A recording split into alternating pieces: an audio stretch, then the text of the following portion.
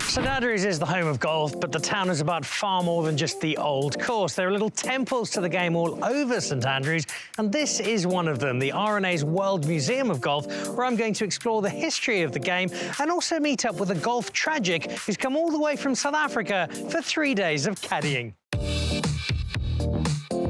So the cricket world knows Chris Morris is one of the game's great all-rounders. What they might not know, Chris, is that cricket is a very distant second in your sporting list of loves.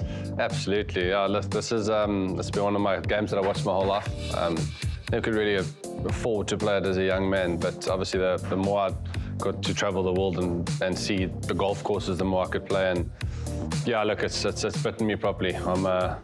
I'm fully hooked and fully invested in this game.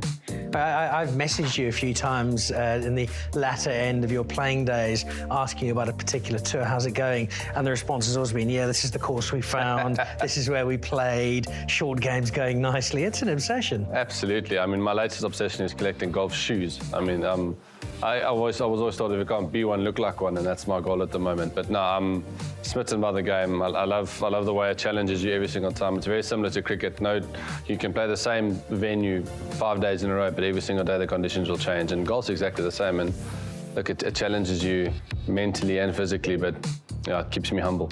Now, to underscore just how obsessed you are, and it's almost a medical condition, you have flown yourself all the way from Johannesburg to St Andrews, not to play golf, but to spend 3, possibly 4 days caddying for your good friend Brandon Stone. Absolutely. I mean, look, it doubles up as a family holiday. It was quite nice. Look, it's my wife understands the obsession, but I think now she actually gets it when she comes to see it here. But yeah, I mean, look, we were chatting over a braai a couple of months ago, and I made the joke saying how good the Daniel week looks, and do you need a caddy? And he made the joke saying, yeah, of course. And look, 4 months later, I said to him straight, I said, don't ask me for a number, don't ask me for a line, just give me a club and I'll clean it, and you ask me for what club you want, and that's the end of story. But no, look, it's very special to be here. I mean, Brandon's obviously, he's given his caddy off for the week, and yeah, just happy to be here and experience everything that the week's about, because, you know, it's a special week. And it keeps getting more so, because not only are you part of this tournament, not only are you going to be on the course at Carnoustie, at Kings Barnes, at the Old Course, but the draw's been done, and Brandon's amateur partner is a relatively well-known guy called Bill Murray. No, look, it's unbelievably special. I'm going to try my best not to be starstruck, but I think him and I have got a very similar banter, so hopefully it'll be a bit of a laugh. All right, well, you've got a European Tour winner in Brandon. You've got one of the greats of Hollywood in Bill Murray. You've got some pretty good guys you're going to be playing with during the week as well. To get you into the feel of the history and the heritage of golf here, we've brought you to the Golf Museum. I know you're a sucker for all of this sort of stuff. So let's go and explore and see what it has to offer. Let's hope the credit card doesn't die.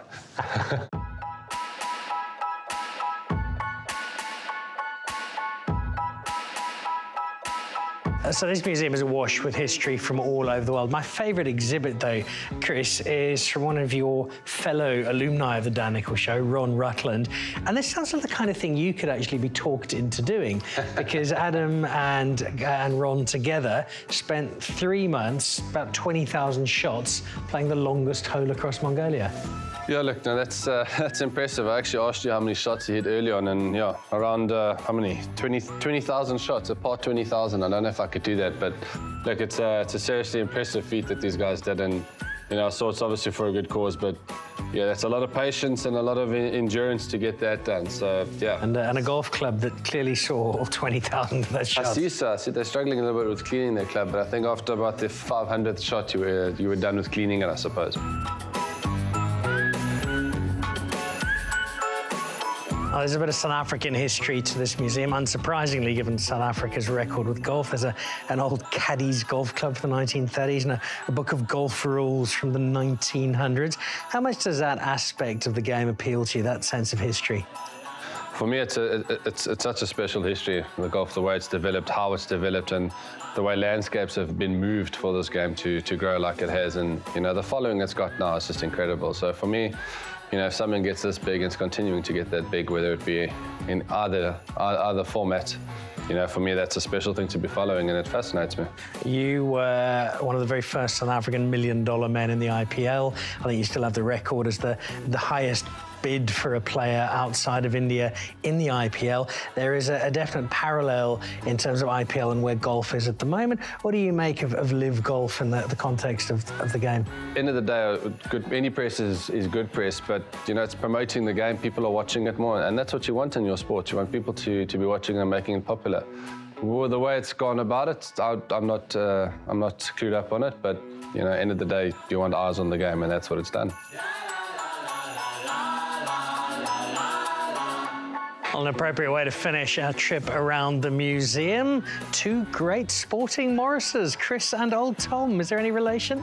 Unfortunately not, but there's still hope that my dad's going to phone me and say, listen, it was all a test. We brought you up humble. We actually are related and we own a golf course.